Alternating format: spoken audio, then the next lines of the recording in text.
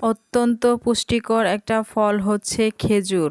খেজুরে রয়েছে ভিটামিন, আঁশ, calcium, iron, phosphorus, potassium, magnesium ও জিঙ্ক। খেজুরে আরও রয়েছে ভিটামিন বি, যা মস্তিষ্ক গঠনে সহায়তা করে। আজকে আমি আপনাদের খেজুরে পিউরি করে দেখাবো। বাই দ্য ওয়ে, আমি জাহানারা ইয়াসমিন বলছি জামালপুর থেকে। বেবি কেয়ার উইথ ইয়াসমিন চ্যানেলে আপনাদের স্বাগতম। তো খেজুরের পিউরি বানানোর জন্য আমি 1 বাটি খেজুর নিয়ে নিয়েছি। তো এটাকে এখন পরিষ্কার করে নেব, পানি দিয়ে ভালোভাবে ধুয়ে নেব। তারপর খেজুরের বিচি এবং বোটা দুইটাই ছাড়িয়ে নেব। আমরা বাচ্চাকে যখন সলিড দেওয়া শুরু করি তখন থেকে এই খেজুরের পিউরি অন্য খাবারের সঙ্গে মিশিয়ে দিতে পারি। এবার চলে আসলাম চুলায়। তো খেজুরটাকে আমি সিদ্ধ করে নিব, তার জন্যে 2 কাপ পানি দিয়ে দিচ্ছি।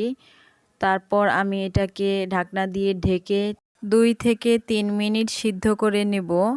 আমার খেজুরটা সিদ্ধ করা হয়ে গিয়েছে। তো এখন এই খেজুরটাকে ছাকনা দিয়ে ছেঁকে নেব। 6 মাসের পর থেকে যখন আমরা বাচ্চাদের সলিড শুরু করি তখন অনেক সময় বাচ্চারা খেতে চায় না। যদি বাচ্চার খাবারে একটু মিষ্টি স্বাদ এনে দেওয়া যায় তাহলে বাচ্চারা খেতে আগ্রহী হয়। খেজুরের এই পিউরি দিয়ে বাচ্চার দুধ কিংবা সুজিতে আমরা অনায়াসেই একটু মিষ্টি স্বাদ এনে দিতে পারি। ক্ষতিকারক চিনির চেয়ে খেজুরের এই পিউরিটা অনেক বেশি স্বাস্থ্যকর। আমার পিউরিটা বানানো হয়ে গিয়েছে। তো আপনাদের যদি ভিডিওটি ভালো লেগে থাকে একটা লাইক দিবেন আর সাবস্ক্রাইব করে পাশেই থাকবেন। তো আমি কিছুটা পিউরি ফ্রোজেন করব, তার জন্য একটা বক্সে তুলে নিচ্ছি আর বাকি খেজুরের পিউরিটা নর্মাল ফ্রিজে রেখে দিব।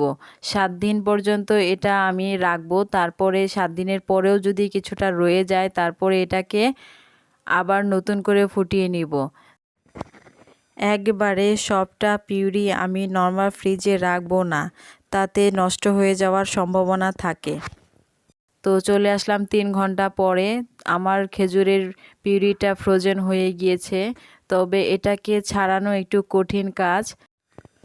অনেকটা সময় নিয়ে আমার খেজুরের পিউরিটাকে ছাড়াতে হলো। তো এখন আমি আরেকটা বক্সে করে এটা ডিপ ফ্রিজে রেখে দিব। আজকের মতো এখানেই বিদায় নিচ্ছি। আল্লাহ হাফেজ।